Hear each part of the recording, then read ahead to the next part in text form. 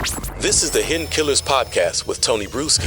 Featuring defense attorney, Hidden Killers daily contributor, and host of the Defense Diaries podcast, Bob Motta.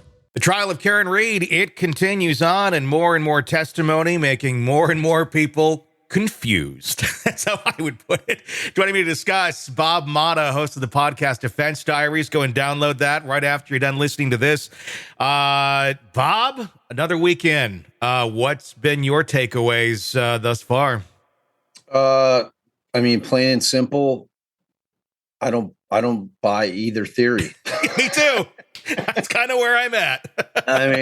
It's like the Commonwealth is not proving anything to me at this point. Mm-hmm. And granted, we still have to wait for their forensic stuff and their experts to come on, and presumably they'll have some kind of evidence that the car made contact with John O'Keefe, or, they'll be able to track the movements of the vehicle, or they'll be able to prove that it was in reverse.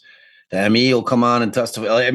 We've never seen like the full autopsy report. I think all of us that follow the case have seen various photographs from the autopsies, but we've never seen the full report. At least I haven't. Mm-hmm. We know what they're going to say. They're going to say it's inconsistent with an altercation, that it's consistent with him being struck by a vehicle. And we know the defense is going to put the same thing on too. Like the inconsistencies between these witnesses, like during the state's case in chief, namely like the Alberts and the Nagels with respect to who was where was the Lexus. Like you had Julie Nagel come on with, I guess what you'd call a bombshell, saying that, when they were pulling away from the house, being driven by Matt McCabe and Jen McCabe up in the front, and her and Sarah Levinson are in the back seat. Yeah. She looks over across Sarah and she sees like a big blob, a lawn blob. Yep. Claims that she mentions it in the car.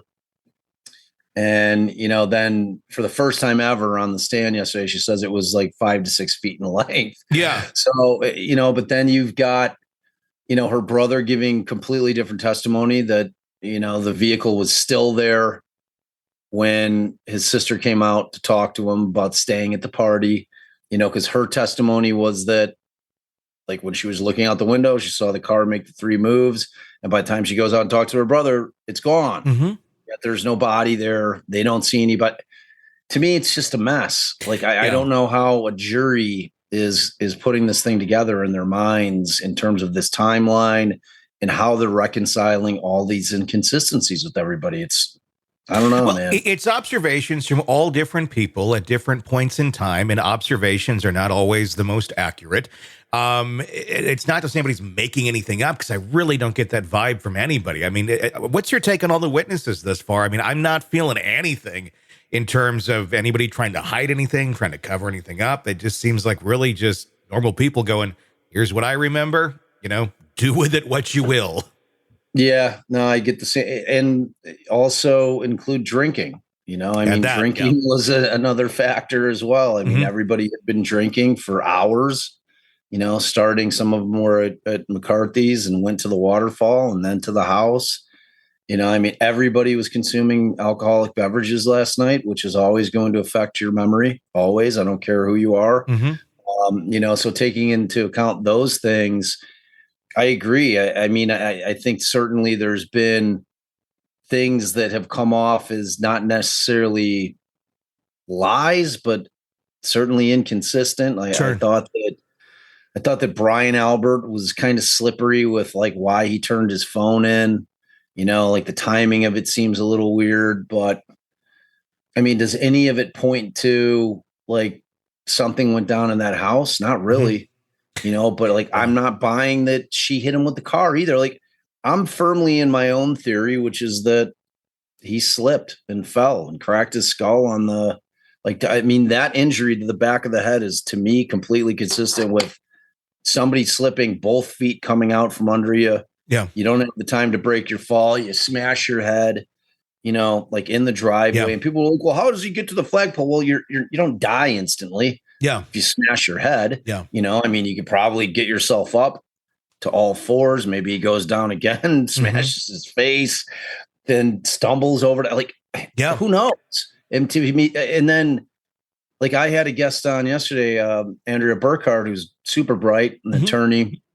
She's like, look, like these wounds, when we get the ME on, like the wounds to the arm very well could have been postmortem, which would make sense. Like there are wild animals out there, all over the place. I mean, in my neighborhood, we have coyotes all over the place. Yeah. Like we're always in our next door neighbor app or whatever it's called. People are like, oh, saw a coyote over here. Watch your dogs. Yep. I mean, if there's a body out there, it's not beyond the scope of reason that what I say happened. Like to me, it's as plausible as the other two theories. Yeah.